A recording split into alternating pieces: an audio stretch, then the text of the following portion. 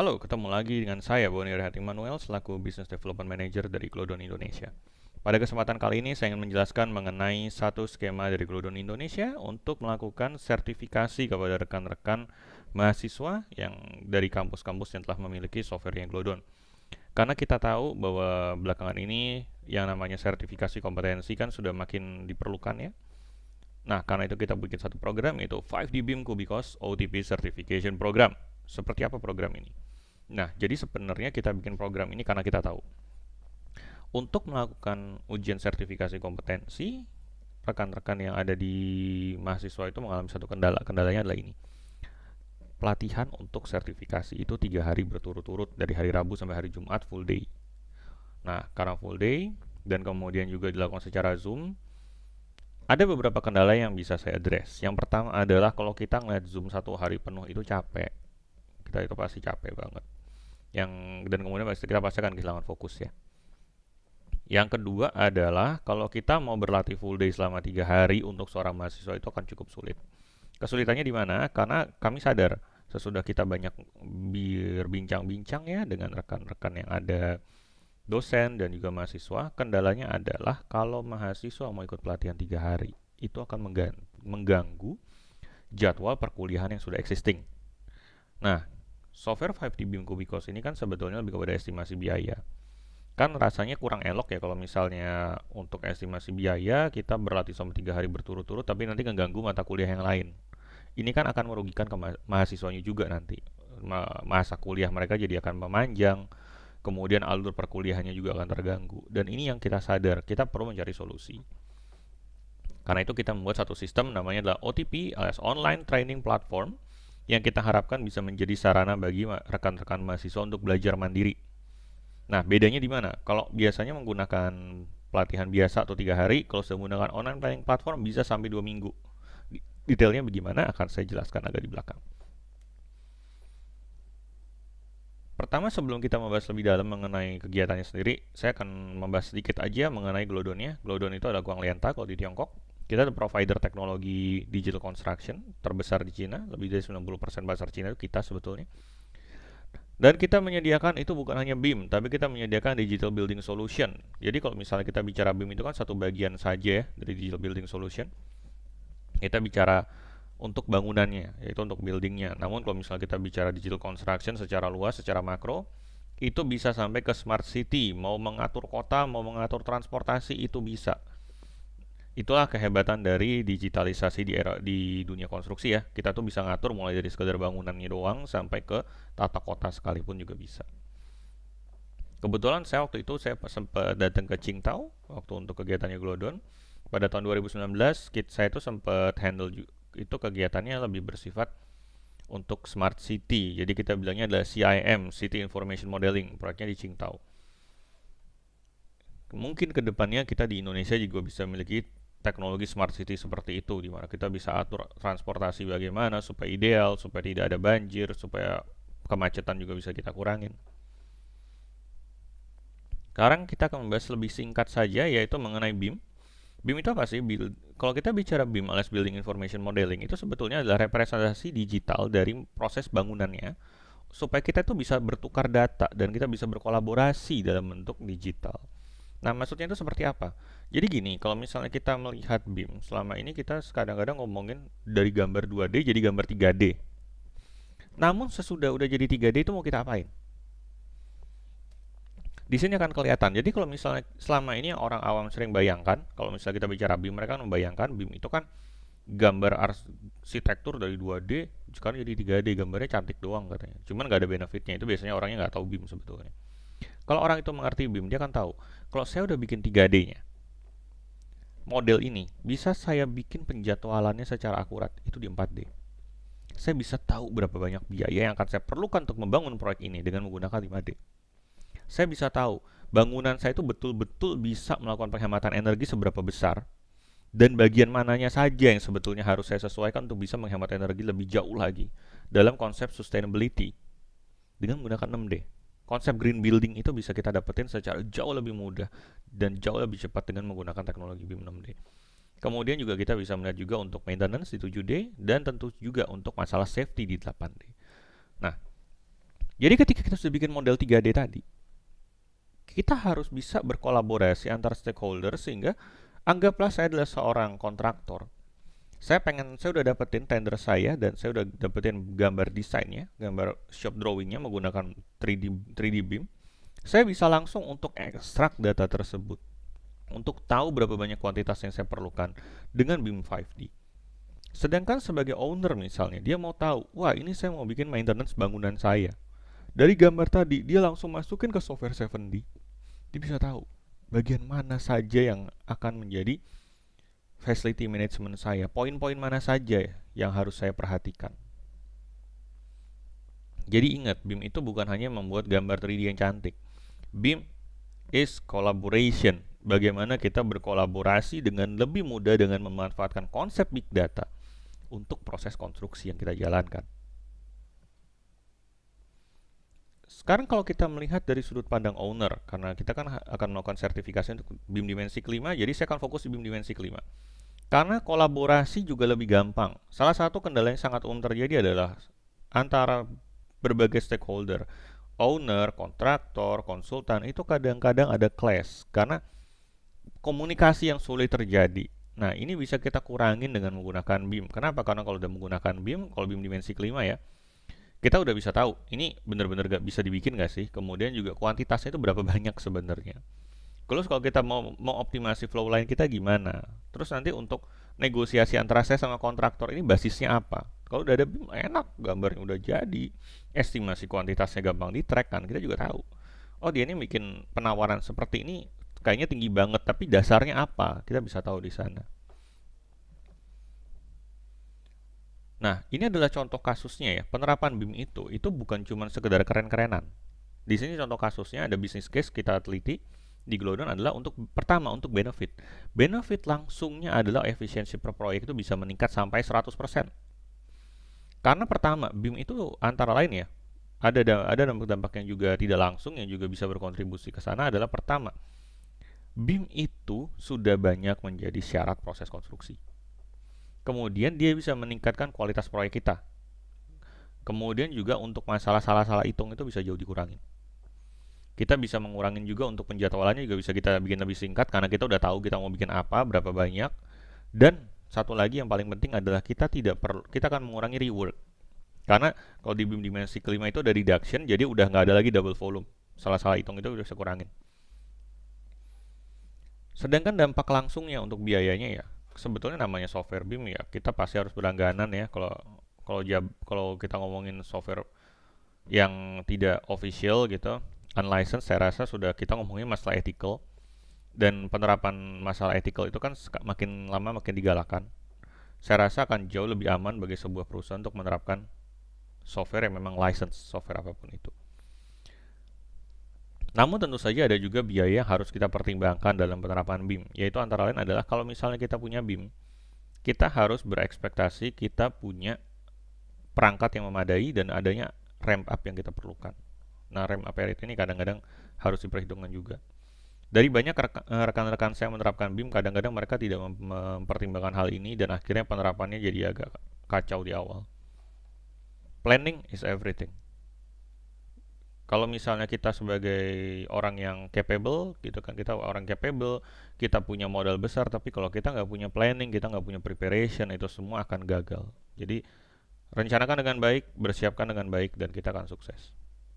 Apapun ya, bukan cuma masalah BIM. Nah, ini adalah salah satu contoh case study. Ini di Malaysia, di Selangor.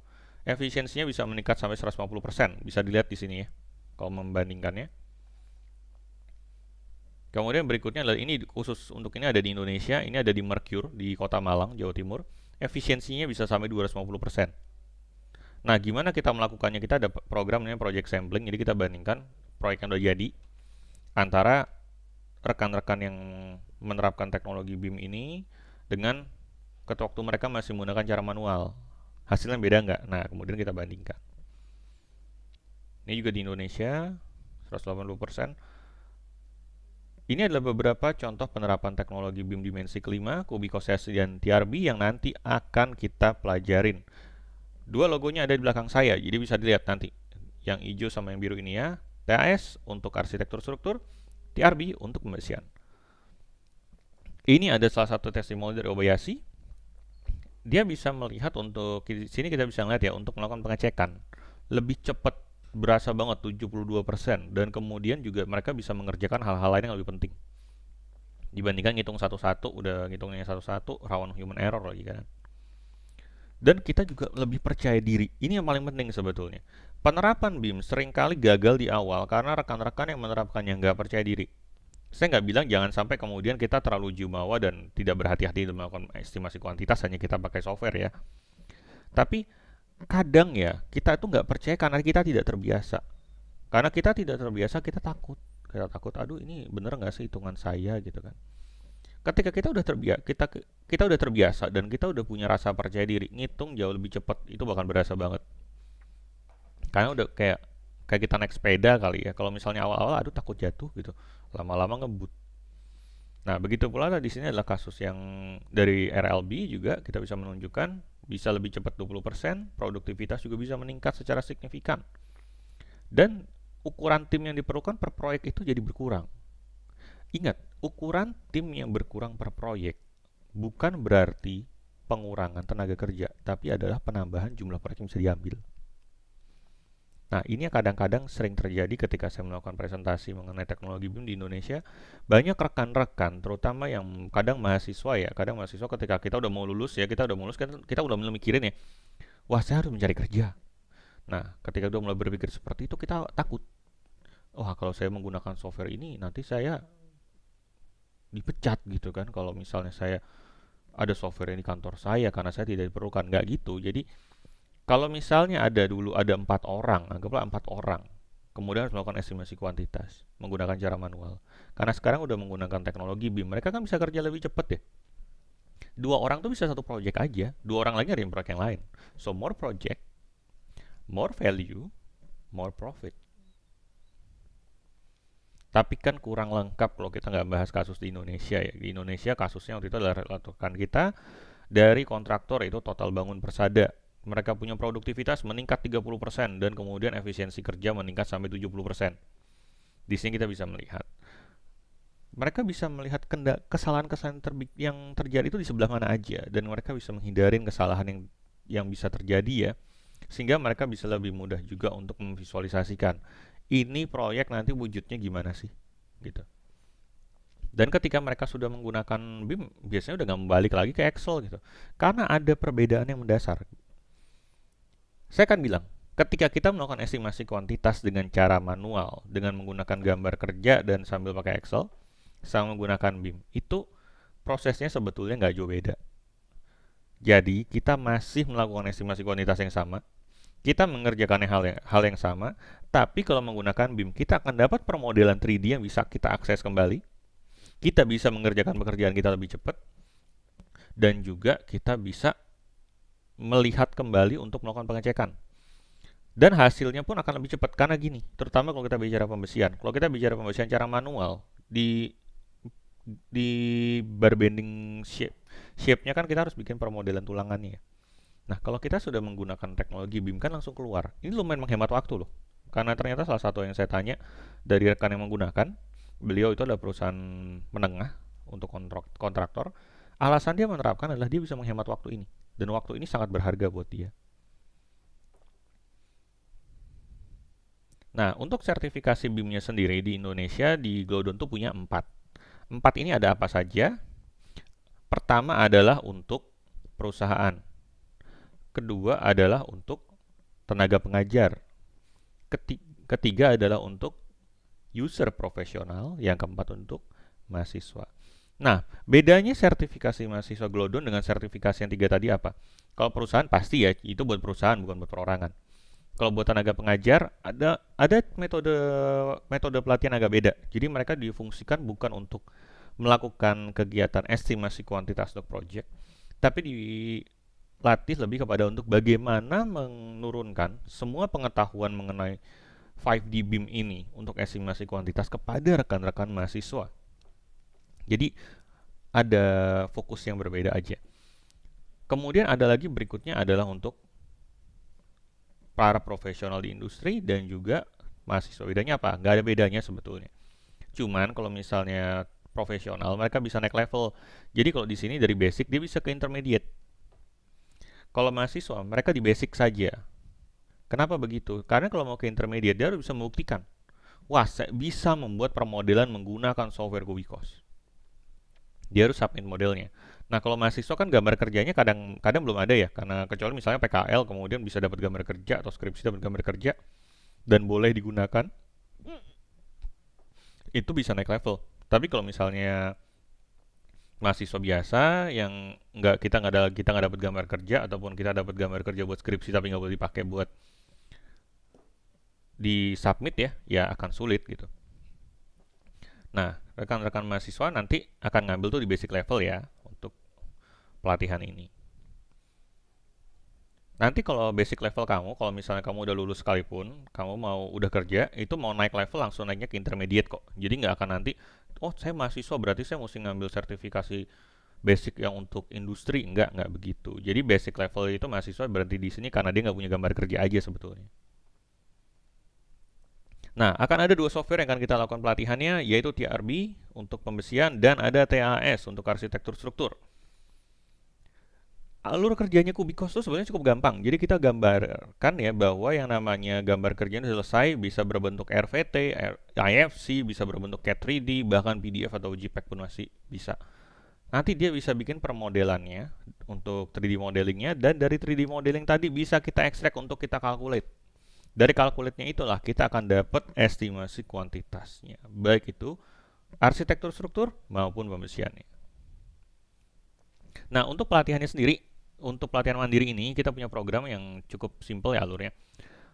Mahasiswa bisa belajar dari OTP selama 2 minggu. Nah, mereka bisa belajar dari OTP selama 2 minggu untuk tes dan TRB dua-duanya, kemudian bisa mengambil tes sertifikasi yang kita berikan selama 1 hari. Yang akan kita buka sama 1 hari aja, itu biasanya kita buka di hari Jumat. Kemudian sertifikasi tadi akan dirilis oleh Glodon itu pada tanggal 16 di bulan berikutnya. Jadi kalau misalnya rekan-rekan mahasiswa ngambil tesnya itu tanggal 20 gitu ya, tanggal 20 bulan Oktober, ya akan keterimanya di bulan November, tanggal 16. Tapi kalau mahasiswanya ngambil tesnya tanggal 15 November, ya akan terima sertifikatnya tanggal 16 November. Tapi kayaknya ada jeda 2 hari deh seingat saya. Jadi kalau misalnya kamu ngambil tanggal 14 ya masih mungkin tuh keluar tanggal 16. Tapi kalau kamu ngambil tanggal 15 kayaknya agak susah ya untuk keluar tanggal 16. Kan datanya harus masuk dulu. Untuk linknya ada di bawah ya. Linknya ini ada di bawah Glodon kemudian trainings.teachable.com/p/id. Nah, ini adalah linknya untuk pelatihan OTP tersebut.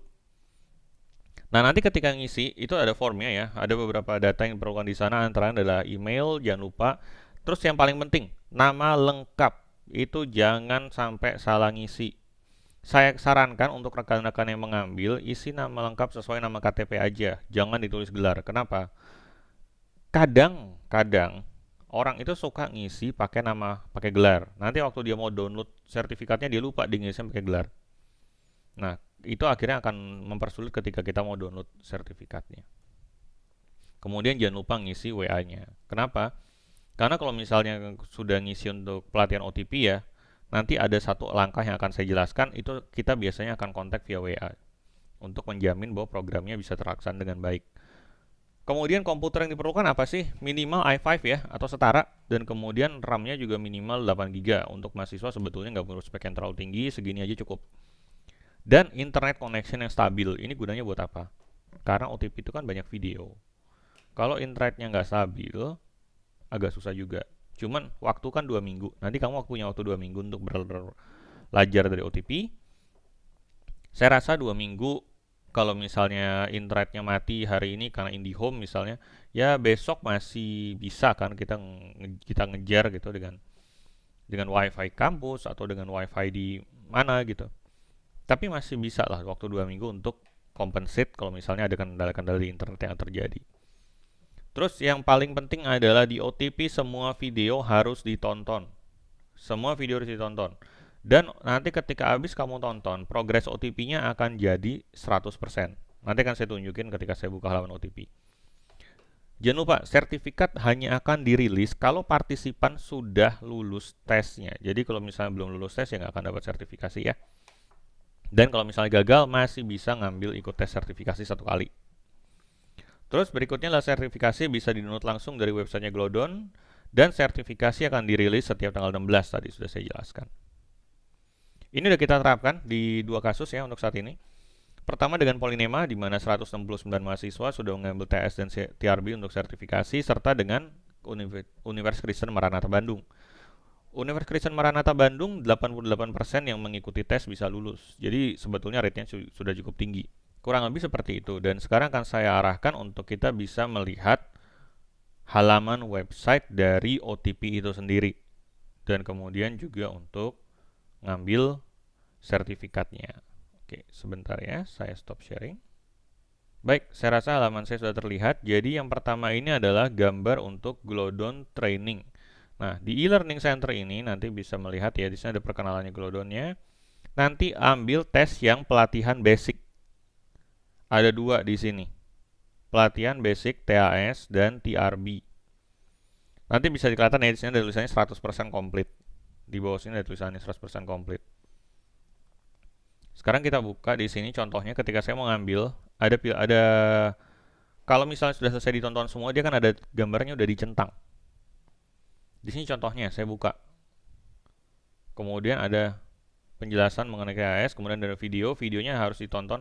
Oh ya, ini video kalau misalnya nggak ditonton langsung kamu skip ya, itu biasanya juga suka nggak mau jadi 100%. Lalu perhatikan ini baik-baik. Ini yang sering kali mahasiswa yang lagi belajar OTP suka salah. Kalau kamu sudah nonton ini, jangan langsung diklik di sebelah kiri, pindah ke alur pelatihan. Jangan seperti itu. Tapi kamu complete and continue. Kalau kamu nggak complete and continue, dia nggak akan ada tanda centang. Nanti kamu nggak dapat 100%. Jadi mohon dipastikan di sana ya. Nanti pastikan semuanya selesai sampai ke bawah, sampai semua ini selesai. Dan kemudian setelah itu selesai, kamu masih bisa untuk melakukan review juga. Jadi misalnya pun sekarang ngambil 2 minggu, kemudian nanti mau review lagi masih bisa masuk. Kemudian berikutnya kita akan melihat Kubicos Certificate System. Nanti sesudah kamu ikut pelatihan di OTP, akan ada tes yang kami berikan dari Glodon. Nah, sesudah kamu melakukan tes itu, kamu tuh bisa ngambil sertifikatnya. Sertifikatnya diisi dengan nama yang sudah diberikan kemarin, yaitu nama yang saya bilang ya, usahakan menggunakan nama lengkap saja. Kemudian kalau misalnya udah diisi nama lengkap, kemudian diisi dengan tempat tanggal lahir. Tempat tanggal lahirnya perhatikan ya, formatnya adalah tahun, bulan, hari. Diisi langsung angkanya. Ini salah satu kendala yang sering kali saya terima, yang sering kali membuat orang nggak bisa download adalah diisi 25 Oktober, Oktobernya pakai huruf gitu di sini.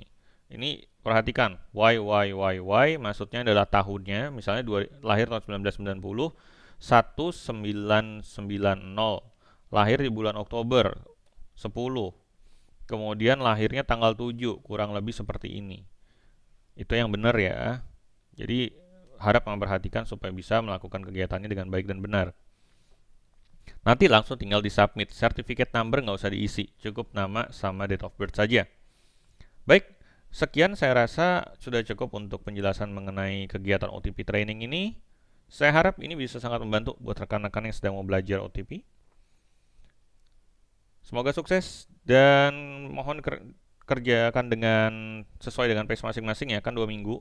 Tapi ingat, hal yang paling sulit buat belajar OTP itu ada satu, adalah kadang-kadang kita suka nggak sadar 2 minggu itu jalannya cepat.